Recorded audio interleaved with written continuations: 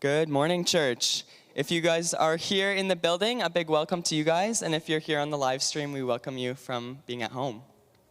So for those of you who don't know, I'm Haley and this is Joel, and we are the summer interns this year. We're so happy about it. And so we've been running all the summer camps this summer.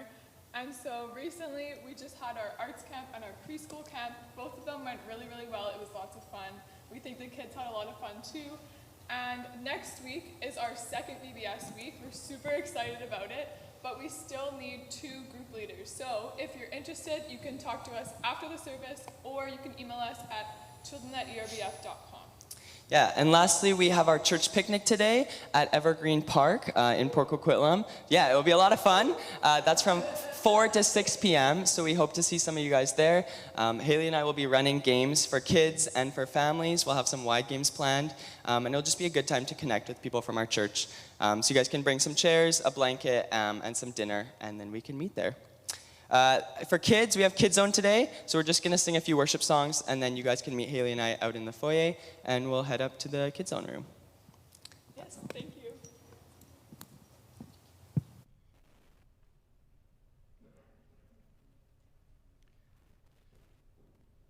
Okay. So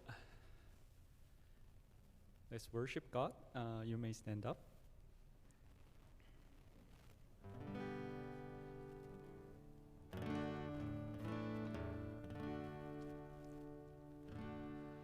Bless the Lord, oh my soul, oh my soul. Worship His holy name. Sing like never before, oh my soul. I'll worship Your holy name.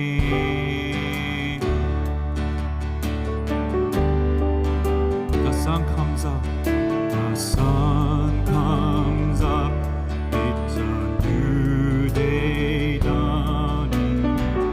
It's time to sing Your song again. Whatever may pass and whatever lies before me,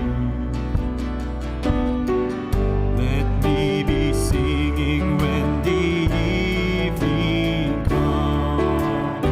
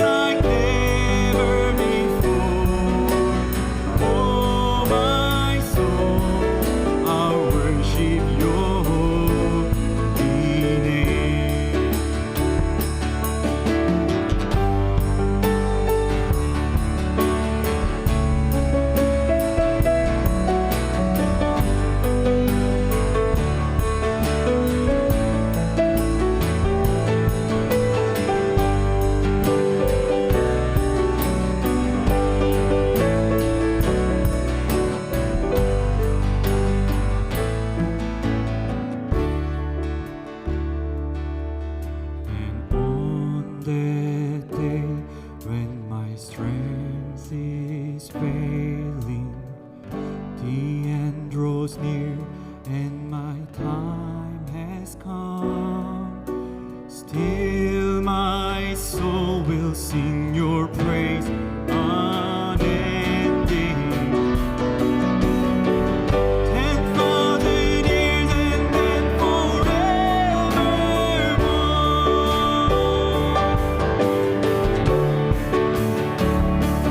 Bless the Lord, oh my soul, oh my soul.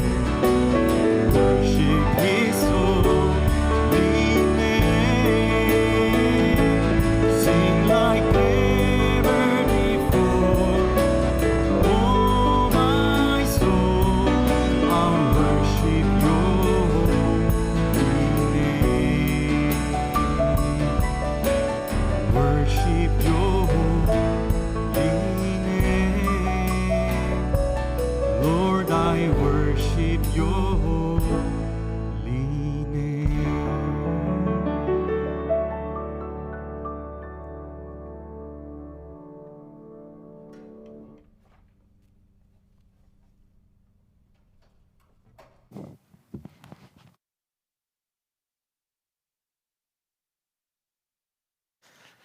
Thank you for leading us in worship this morning. You may be seated.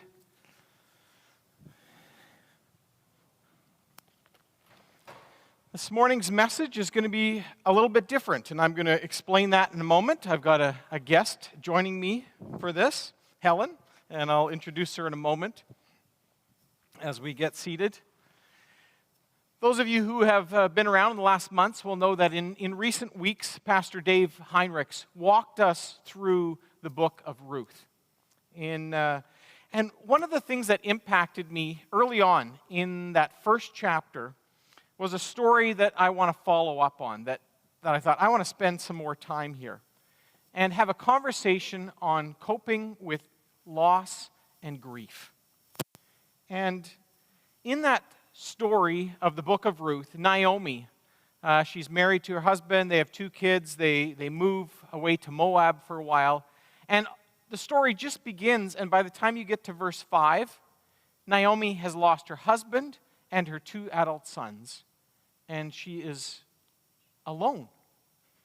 And I've often thought, and actually the depth of her loss is triggered later on in verse 20. She will make her way back to Bethlehem, to her hometown, with her daughter-in-law Ruth, the one who sticks with her. And yet when she arrives in Bethlehem, it says the whole town was stirred because of them, and the women exclaim, "Can this be Naomi?" I wonder if she had aged decades in that 1 decade that she was away.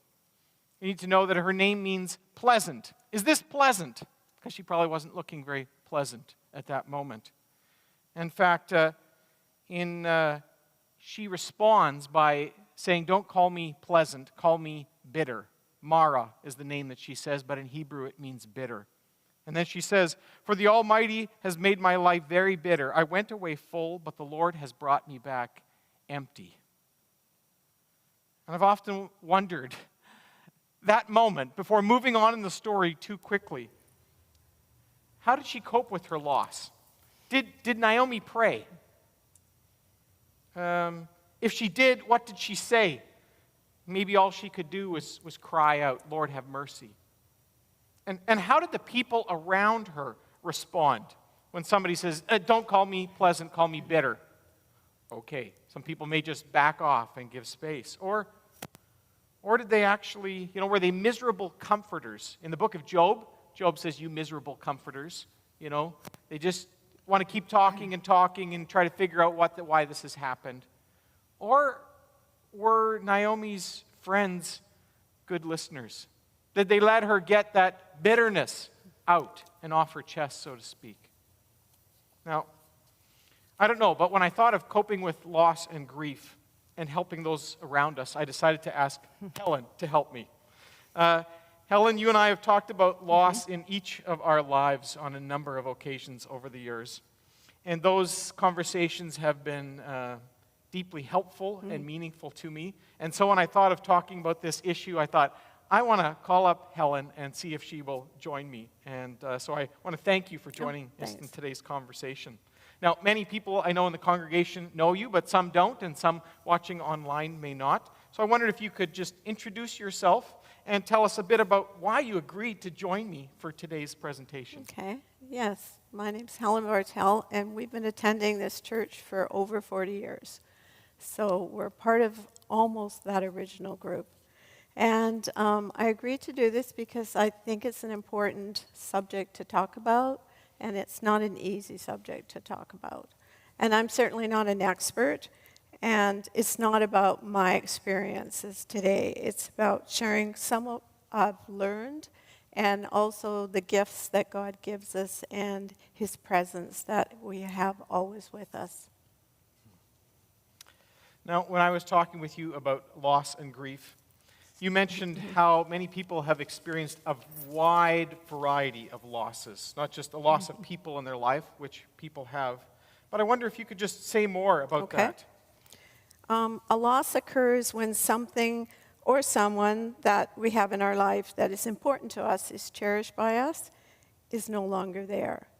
And all of us at some point in time have experienced loss. This loss might be the loss of a job or some financial loss, the loss of a beloved family pet even, the loss of a dream of one's health or one's independence. Or it could be the loss of a friend or a loved one. The first time one experiences such a significant loss, it can be devastating. This past year and a half during the pandemic has been a time of loss for many people. And we may have experienced the loss of a loved one due to COVID-19, or we may know of others in our community that have suffered such a loss. We've all suffered loss, experienced the death of a family or a friend. All of the elders in my life have passed on, parents, in-laws, aunts and uncles, and we mourn their leaving. I'm sad to see them go. But we feel that this is normal. It's much more difficult when our loved ones are young or have a terminal illness or it's a sudden death, and that can be very difficult.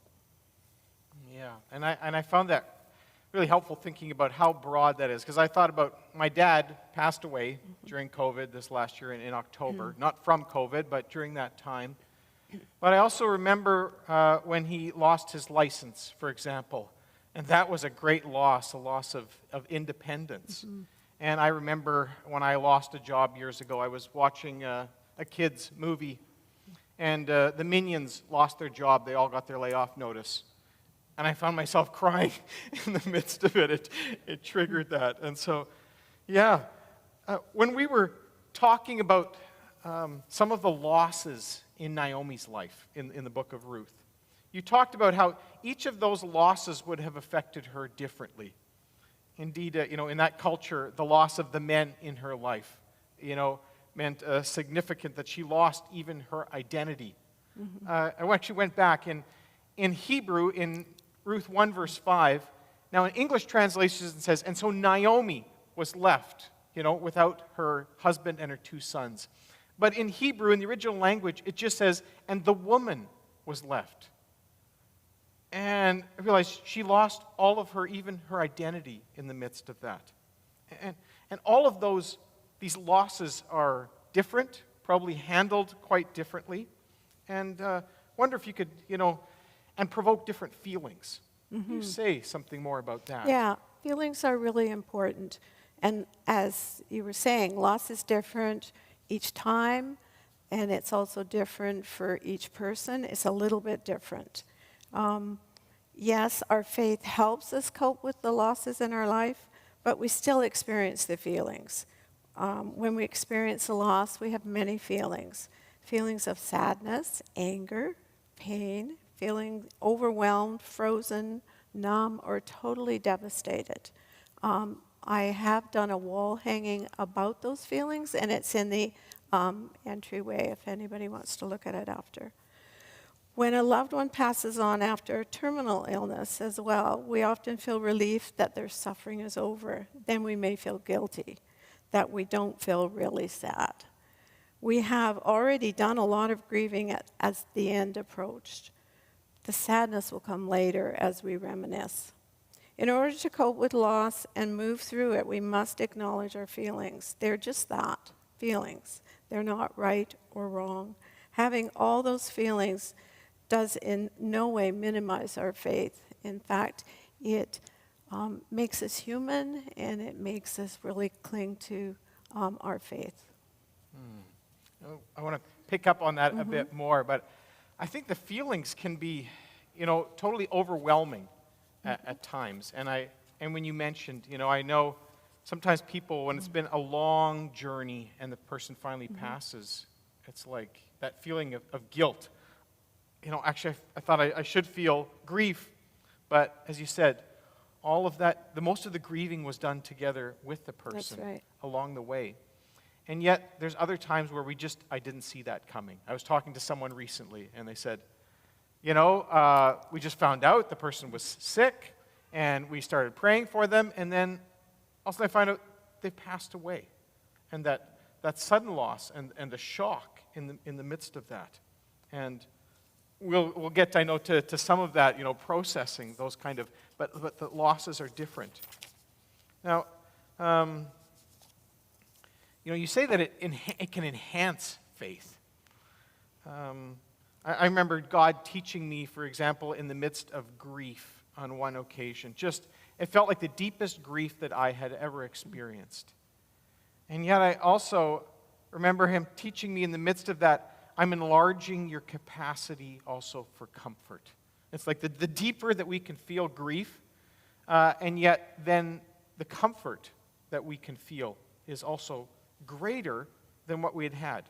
And you've also talked about grief, not only as a feeling, and it's important to express those, but also a process.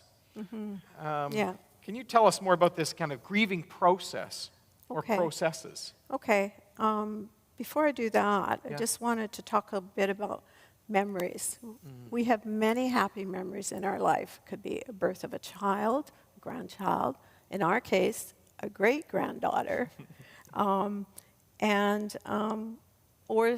children graduating from high school, a wedding, things like that. And we remember those, and we carry those memories with us. They become part of the fabric of our life. So too do the sad memories. We carry them with us, and the difficult memories as well. Often well-meaning family or friends will say you just need to get over the loss and get on with your life. And this is not helpful, and it's actually very hurtful because it makes us feel like our pain is not being acknowledged.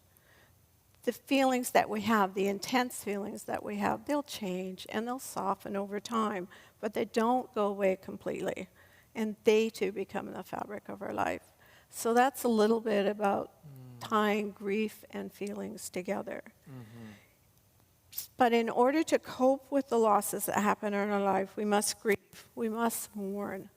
Time doesn't heal, it's grieving and mourning. It's that process that actually allows us to do that, so that after the death, we can find comfort and we can go on living. Can you just pause there for a moment? And just that element of time. People say time heals all wounds. Is that true? No, I don't think so. I think the pain softens and our life goes on, and we still have good times in our life. We still have laughter, we have joy, we have all those things. But I guess in a way it softens it. But I think sometimes if you may meet people that have had a significant loss in their life and they get stuck and they're unable to move on, they're unable to be happy and to find peace because they didn't talk about their feelings, they didn't work through their feelings, they didn't acknowledge the loss and the significance it had in their life. They just shut down. And so they could have all the time in the world, but they wouldn't move on. I think that's really helpful. I've often thought about when we have, I say time doesn't heal all wounds, but some wounds take time to heal. And I think of it, it's like I have scars at different times. On my leg, I have a deep wound where when I was a teenager, sliced. That took literally, really, it closed over, but it took years to heal fully. And often I think that this element of time, that the deeper the wound, the more time it will take. And if we just kind of cover it over, don't let the oxygen in, don't talk about it, it kind of festers. It doesn't. Whereas when we kind of open up, talk with others, and are open about that, it kind of lets the oxygen in for healing to take place. Yeah, and some people need to talk more. Other people need to just acknowledge within themselves or find other resources. There isn't one way for people to deal with grief and loss. It's a variety of things, and we'll talk a little bit about culture and family structures, because that has an impact as well. Yeah, thank you. Okay, so, and grieving is a process. Initially, there's a shock and a denial that this has happened. We may feel alone and incredibly sad. Especially if the loss is sudden, we may question how this has happened. How could God allow this to occur? We often feel anger at God. Then we may move to feelings of depression, unable to function as the feelings and sadness take over our life. We can finally then come to a period of acceptance. There's no timeline, as each person is an individual, and each loss is different. Grieving isn't a simple process. It's not a straight line. It's actually circular. It will circle back, especially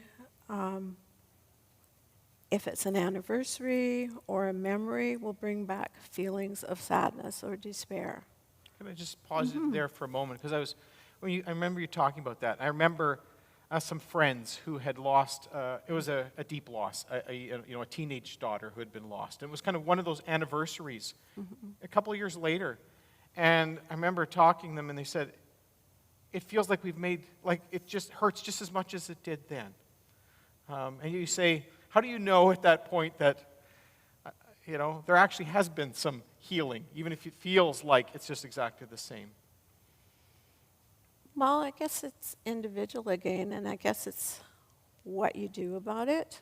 I think it's good to remember those days, to, in a way, celebrate the life, to do some things that make it easier to cope with the day, to maybe even take the day off work, go for a walk, do something special, do something to remember that loss. Not so much the loss, but the person. Each subsequent anniversary becomes easier. And I sometimes think it's the anticipation of the anniversary that is more stressful than the actual day. And you got through it last year, so you can get through it this year. But you just don't want to go through the pain. So you find ways to cope with that. You do something special for yourself, something that counteracts the pain, spend it with somebody that's close to you. There's a variety of things that you can do. Yeah, and we will come back to that. Okay. Thanks. All right.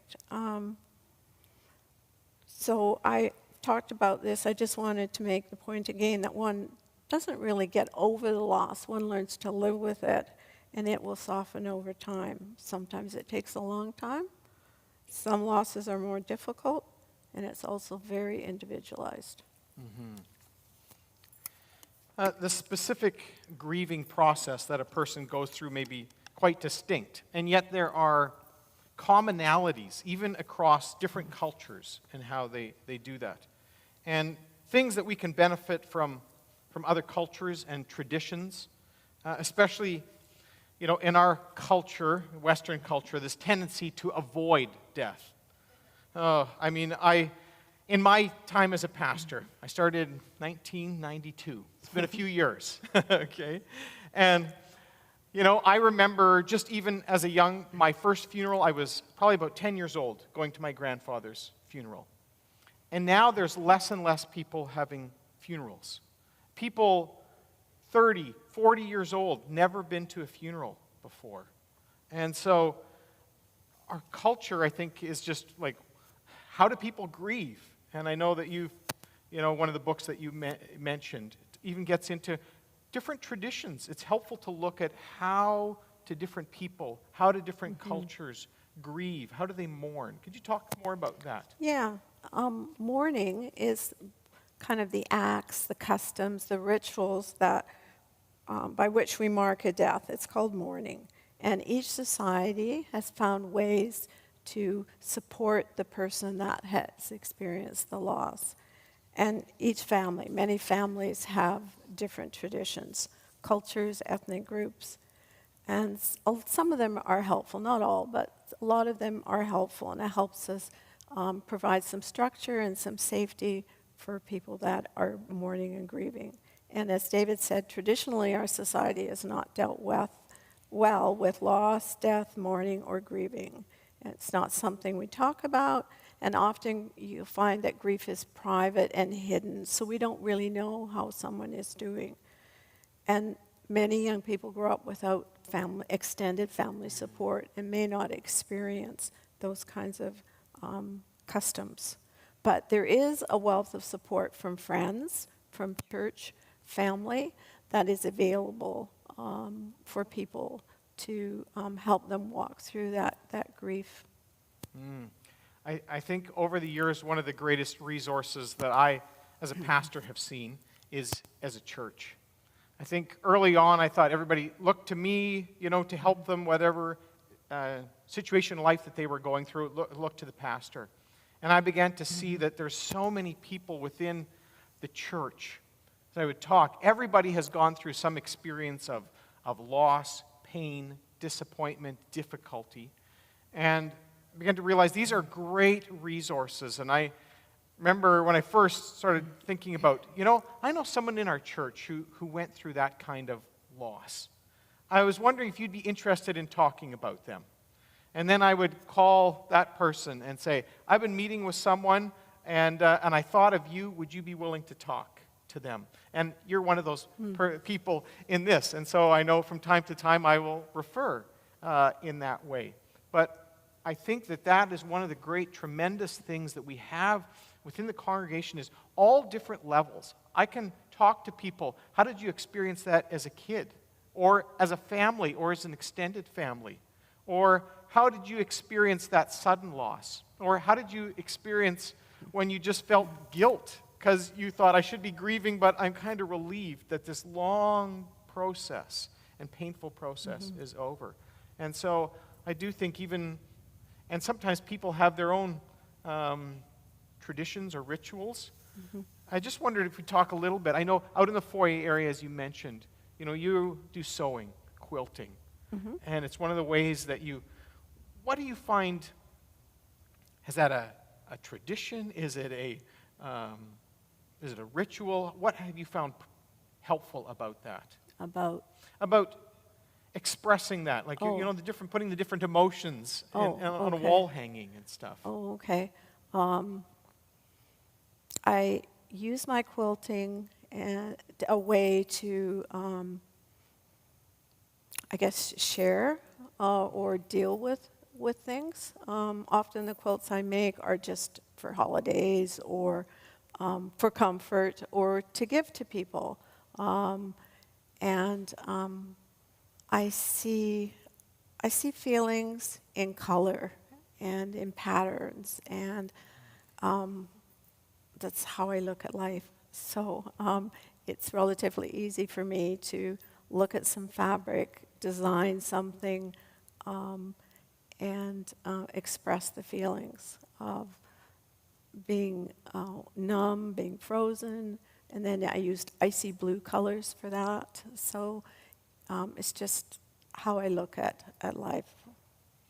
It's been, when I've seen some of those, been to your place and you shared some of those, it's been a conversation, piece as well with the midst of that. And that's been a gift.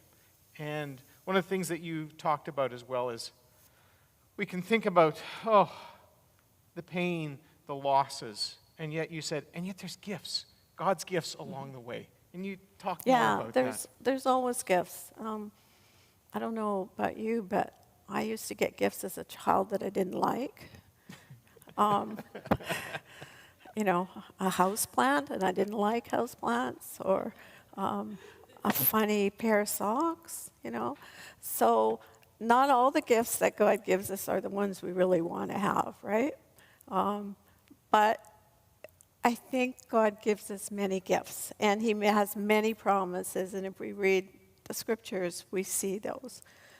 But when I'm thinking about loss and grieving, there are some gifts that kind of stand out for me. And first of all, God has given us the promise that he will always be there for us. Even in the midst of our grief, he is there for us. And some people feel that it's easy to believe in God when things are going well and harder when they're not. I actually find it opposite to that. I find that when things are really difficult and challenging, my belief in God is it's like it's there. It's because I need it. I depend on it. And some days it feels like that's all I've got. And so it's stronger. And God gives us gifts during our grief. The feelings and emotions may remain, but we can claim these gifts by faith. We may not feel like them, but we can claim them by faith, believing in God. So he gives us the gift of love. It's always constant. It's non-judgmental. And he will never leave us. He says in Joshua 1:5, I will never leave you nor forsake you. So that's the first one. The second one is the gift of joy. And to me, that's in the small things each day. The laughter of children, lunch with a friend, a good book, the beauty of nature. Those are all the things that give us joy on a daily basis. The gift of hope, things that will get better in the near future, as well as that we will see our loved ones again in eternity. The gift of peace is the underlying peace that only God can give us in the midst of personal chaos. Peace that enables us to say, it is well with my soul, no matter what the circumstances. It is well with my soul. When we were talking about that, I was reminded, when I was that first funeral as a kid, it was my grandfather's funeral, and went to the funeral, and I was struck for a long time that one of the songs we were singing is, it is well with my soul. When peace like a river attendeth my way. But when sorrows like sea billows roll. Whatever my lot, you have taught me to say, it is well with my soul. And I think for years, it's just like, I didn't really get that. And then I remember years later, going through a time of loss and talking, I was at a previous church, and talking with the church secretary, and I said, I just sense this kind of peace, like, the burden of the loss is somehow being lightened. And I said, and what comes to mind is it's the prayers of God's people. I know people are praying for me. And she said yes, and she shared a very similar story. And I thought about that. It is well with my soul in terms of that sense of hope. You also talked about, another verse that's come to mind for me is in 1 Thessalonians chapter 4, talks about, Paul has this line in there. We do not grieve as those who have no hope. It doesn't say we don't grieve, but it says we do not grieve as those without hope. And that gift of hope, one of those gifts. I wonder, is loss ever good? Like, is there other things?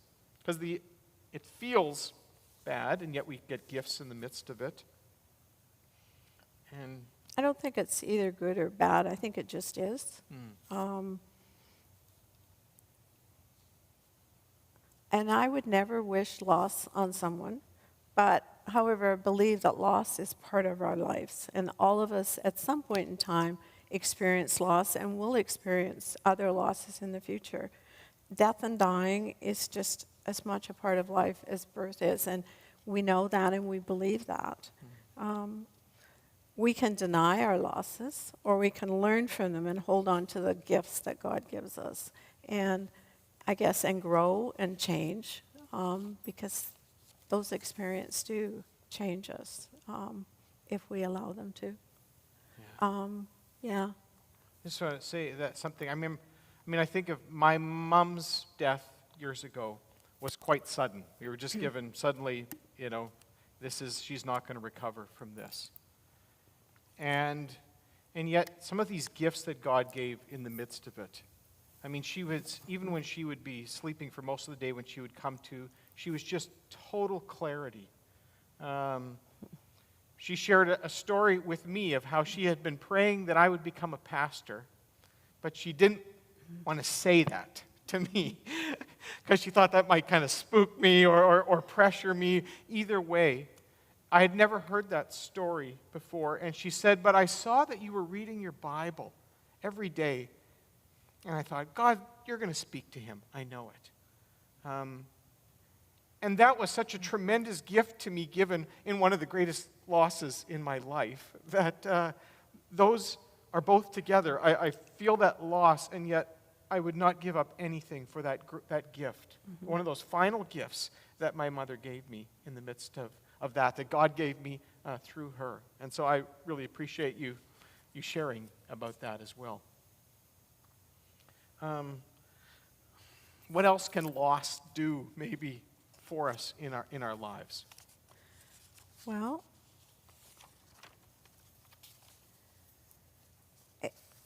it can. Page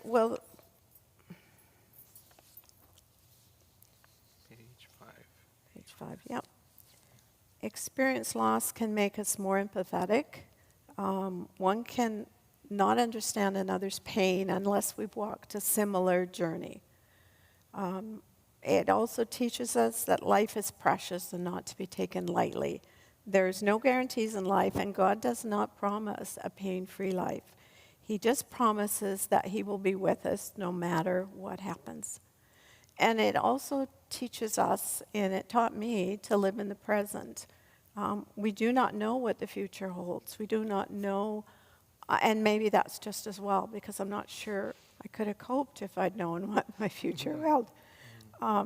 So it's best to enjoy the abundant life that God has for us, the gifts in his presence and the family times and those things, because we don't know how long we will have those for. Yeah, and I think that keeping our eyes open to those even in the midst of it. You said even little things, I remember Elaine and I, with our third child, we were going back and forth to the hospital all the time. He was in ICU. And coming home, and our other two kids at home, preschoolers, yet their laughter did more to buoy us up at the end of a day when we felt spent. And so I know you've often talked about those, and I think those little things can have a big impact in our life. Yeah, one of my fond memories is at one of our family funerals was the little grandchildren running around in the gym, just being kids. And my daughter-in-law wasn't going to bring them. I said, well, don't come if you're not bringing the kids, because I need the kids to be there. And that was the hope for the future. That was the pure joy, and that was a gift that day for me. Yeah. Now, when we were talking about this, you said, what are your goals for this conversation? And I said, well, I have two goals for this conversation. One was can we provide some help to people who are grieving a loss? And also, for those who are trying to come alongside and help someone who is grieving. And actually last week, after I shared with you, after last week's message, someone came up to me and exactly shared about a loss. And they were trying to kind of help their group to go through that. And I said, this is timely. Be back here next week. We're going to be having a conversation about that. So first, let's talk about what can we do when we experience a loss? Okay, I think one of the things to do is to acknowledge the feelings, recognizing that grieving takes time and that our feelings may stay with us for quite some time. Talk to God. Even express your anger and sadness to Him. David was angry at God in some of his Psalms. The prophets talked to God and said, "Why are you doing these things?" So there is lots of stories in the Bible about people being upset and angry with God and talking to God. And that's all prayer is. It's just having a conversation with God. And then sometimes it feels that God's all you're hanging on to, and that's okay. Get through the days just one day at a time. You don't have to worry about tomorrow or making plans for the future. Today is all you can cope with, and that's all you have to deal with. Temporarily withdraw from commitments. A temporary separation may allow one the needed time to grieve. And take a break from feeling sad or talking about your feelings about being sad. Do something that gives you pleasure. Share some funny memories. There's always funny memories from people. Watch a funny movie. Spend time with a friend. Laughter and tears are both wonderfully healing. And allow family and friends to support, including church family. And talk to a counselor if needed. One of the things this week for me that just picked up on, I lost my sister a number of years, and her daughter has moved out here into our area. And so she's never picked blackberries before, so I said, be prepared, you need some body armor to do that. But as we were doing that, I know she's wanting stories about her mom, but I'm also wanting to be able to talk. It was a wonderful opportunity for us to talk about my sister, about her mom, and how she would have responded. And I know that my sister, Marilyn, when she got pricked with the big barbs here, I know what she would have said. I can't repeat that here. And she would have said, I'm going to the store instead and buying them. And we laughed about that. And it was healing to be able to share some of those memories and to talk together. How can we support someone also someone's going through loss and sometimes I don't know what to do in the midst of that? Well, maybe that's the first step. You don't know what to do. You don't know what to say. And maybe say those things. I don't know what to do. I don't know what to say. But acknowledge the fact they have feelings and that they need to grieve. You may need to give a person some space and some time, but don't give up. Stay in touch and let them know that you're praying for them. Keep confidences. If they share things, let them know that's, if they wish to share it further, that's fine, but it's important to keep confidences. Offer practical help. Say, would it be helpful if I did such and such at such and such a time on such and such a day? Would that help you out? Because asking people that are grieving, how can I help you? They'll say, I'm fine, I don't need any help, which isn't true, but they can't sort of format it yet. Can you just say a bit more about that? Because I hear that often. If you need anything, just let me know. Yeah, well, nobody's going to let you know. Because, it doesn't work that way. So you can say, I'll phone you tomorrow, or I'll phone you in a week and check and just see how things are. But make sure you do. Otherwise, that person's never going to ask for help if you don't follow through. And say, would it be helpful if I brought by a meal for the family tomorrow night? And are there any allergies or food preferences or whatever? So don't show up with something they can't eat or don't like to eat. So you need to be a little bit more, get some more information. So, or would you like to go for lunch on Wednesday? Something really specific. And they can say yes or no. And you can say, okay, how about I'll call you in 2 or 3 days, or I'll call you back, or whatever. I think it's important to take the initiative because that person will not ask for help. Yeah, and I've appreciated that and seen that when people do that, because I think you had mentioned before, you've got so many decisions, or you can just be feeling so overwhelmed that the effort required to have to think about, well, what do I need, or, is too much effort really at that point in time. Whereas if it's just, would it be helpful if blank or not, or maybe at a different date? Yeah, yeah. And I think that people that are grieving are often not eating well, they're not sleeping, they're not physically active, so that their body is shut down physically, they're not in good shape. So it just may not be the right time, but don't give up. Yeah, and then if they are wanting to do something, you can offer a break to do something fun, something simple. Sometimes people just need a distraction to take a break for a while. And then encourage someone to seek help if they need to talk to a counselor. Even if they are interested or feel that would help them, then find some counseling information, some phone numbers, addresses, names, things like that. And then if they do follow through and that's something that they want, then perhaps even offer to drive them. Would it be helpful if I picked you up and drove you and then picked you up after? Those kinds of helpful suggestions go a long way to making people feel that you do care, rather than this, can I help you? Which doesn't help. But it is important, if you make a commitment, that you follow through.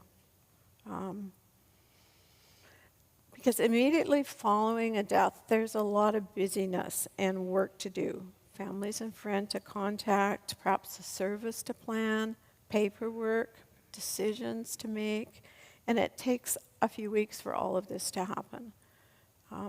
And by that time, family and friends' lives have become more normal, and that person that's grieving is kind of left. Their life is not normal. It will change. It will never go back to what it was before. It will get better, but right now it's not good for them. So that is the time that people definitely need a friend to come along. It's often about 6 weeks after. They really need a friend to come alongside and be there. And sometimes just be there and listen. That's sometimes all you can do. In Psalm 23, the psalmist says, "Even though I walk through the valley of the shadow of death, I will fear no evil, for you are with me." When I was younger, I used to think that that referred to one's own death. But I've come to realize that it applies to more than that, such as when we walk alongside of someone, either when they're dying, or a family member is dying, or they have experienced a loss and they're grieving. We don't get to push, pull, or prod. I told David that person to move on. We only get to walk alongside. That's all we get. And it's a challenge, and it's a privilege to walk alongside someone at this time in their life. Yeah. Feel often it's on sacred ground. It's really, it is a real privilege to be invited into that space in people's lives. And I like to kind of, Psalm 23 is one of those life preservers, I often call it, when we can feel like we're kind of overwhelmed or drowning in the midst of it. And it's so helpful to have those life preservers, whether it's a song or scriptures that God uses. I want to thank you for having this conversation together today. And I know, thank you for, we've had the private, personal conversations, but for having this public conversation today, I really want to thank you for that. And maybe you could just give your note of thanks as well. Okay. Well, it's been a privilege to share this with you this morning.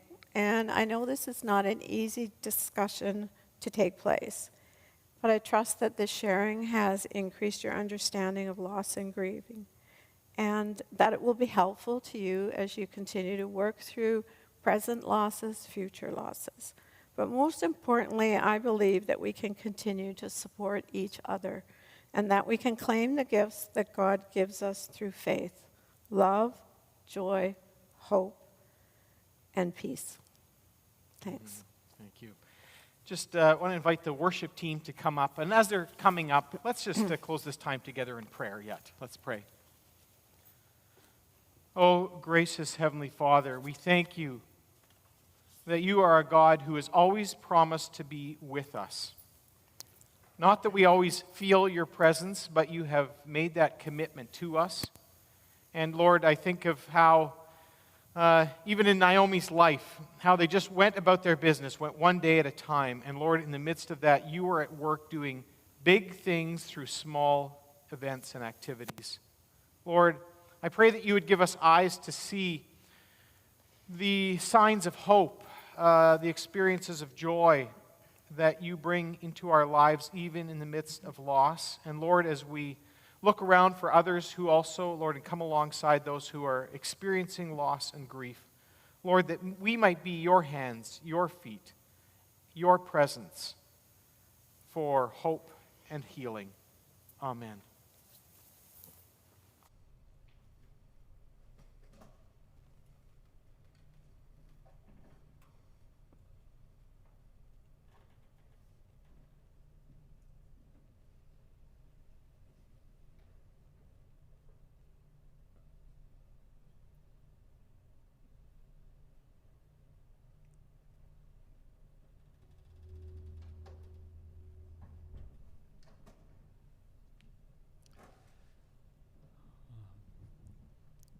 Yeah, interestingly, last night, me and my wife was randomly talking about what we will do if we lose one of us. So my wife told me that, oh, I'm gonna really miss you. Yeah, I'll be so sad and I'm going to miss you. And I started to think about, what I will do if I lose my wife or my daughter. And honestly, I haven't really thought about it because I think I'm still young. I don't think that will happen to me anytime soon. But as she shared just now, nobody knows what will happen. But also, one thing that really comforts me in that unknown future is that God is still the same. Yeah, God is still faithful. And I know, I told my wife too, that it will be okay, even though I'm not here. You will be very sad, and also my daughter will really be happy to be with me, but even if I'm not there, it will be okay. Not because of anything else, but because God is faithful. I know God is faithful, and God will be there even though one of us is not there, So today, I would like to remember the faithfulness of God and find hope in it. So why don't we stand up and worship together?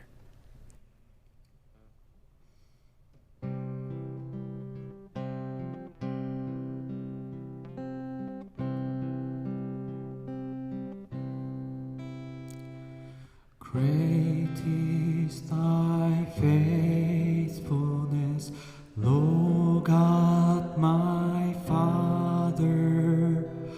There is no shadow of turning with thee. Thou changest not, thy compassions, they fail not.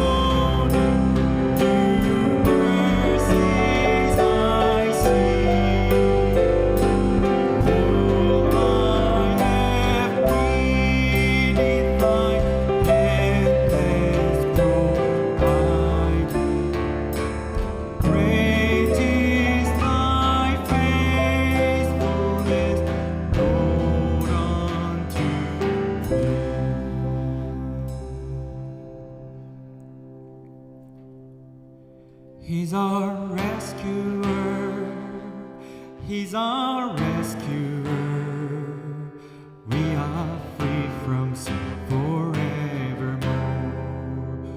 Oh, how sweet the sound, oh, how grace abounds. We will praise the Lord, our rescuer.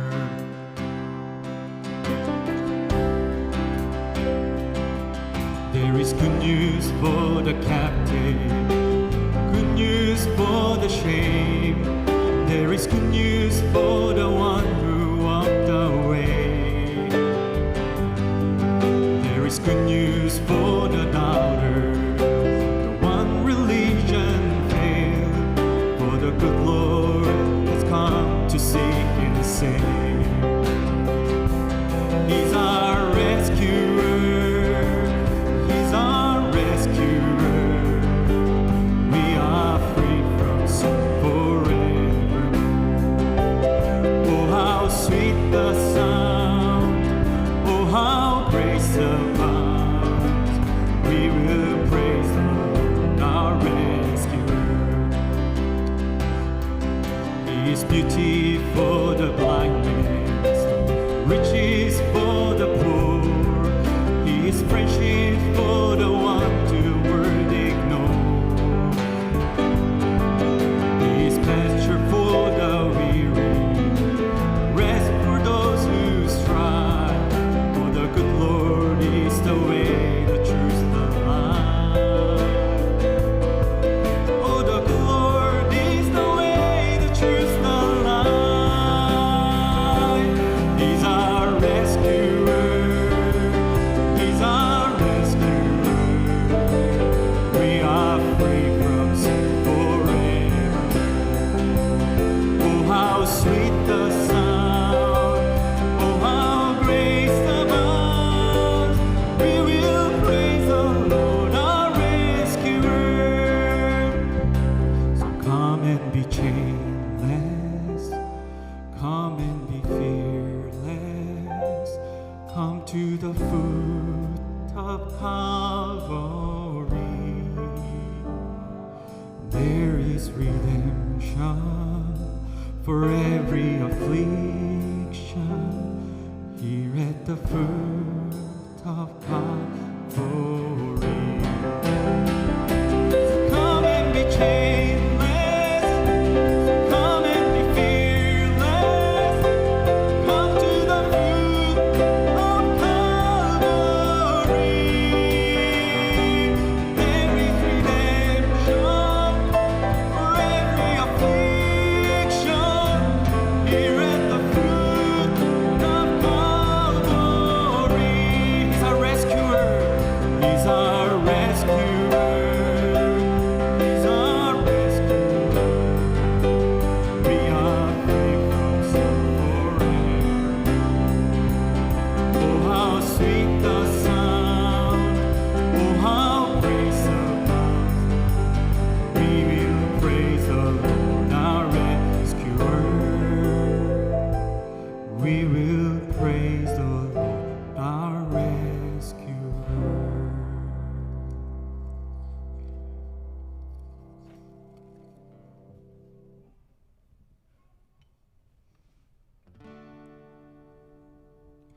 Your grace is enough.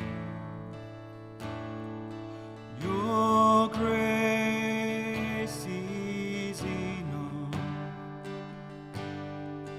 Your grace is enough for me.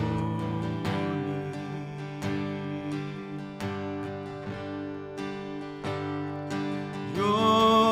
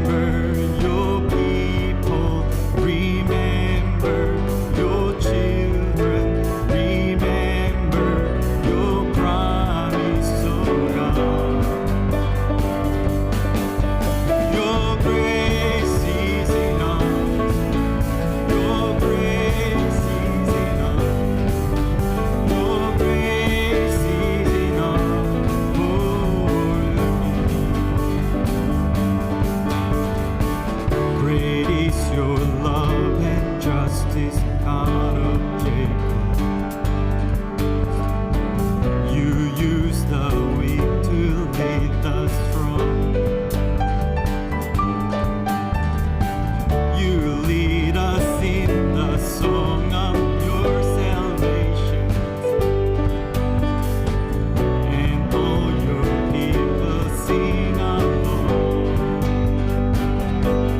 So remember your people, remember your children, remember your promise, oh God.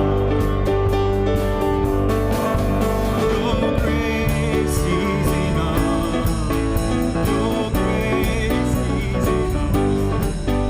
Your grace is enough for me. Yes, your grace is enough. Heaven reaches out to us.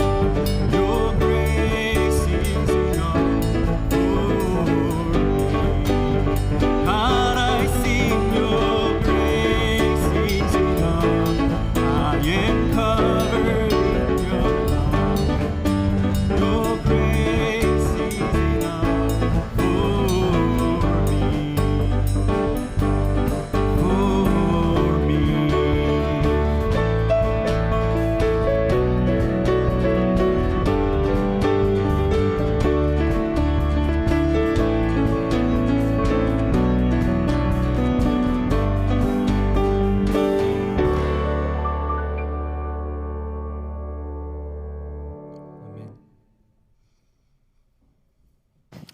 Amen. Thank you for leading us in worship this morning. I pray that God has spoken to your hearts this morning. Maybe it's sparked that I need to have a conversation with someone. Maybe I need to open up about some of this with someone that I trust. Maybe it's I just need to offer something practical to a friend. Would you like to go for a walk? Whatever that may be.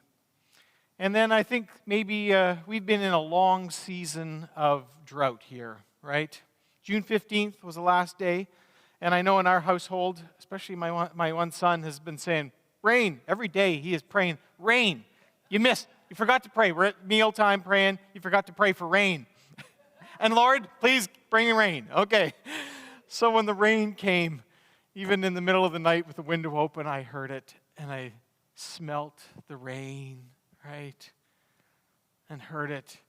And I just thanked God for the rain. And sometimes in seasons of our life, it can feel, God, this is such a long, dry stretch. Where's your presence? Where's the comfort that you talked about? And I pray maybe God will use that in your life today. Maybe he's just saying, just wait for it. It's a-coming. Keep praying. Keep praying for comfort. Keep praying for rain. Keep praying for healing. Amen? Amen. Because our God is a great and faithful God. Let us go and serve the Lord. And also come out to the church picnic this afternoon at Evergreen Park at 4 o'clock. Love to see you there. Thanks.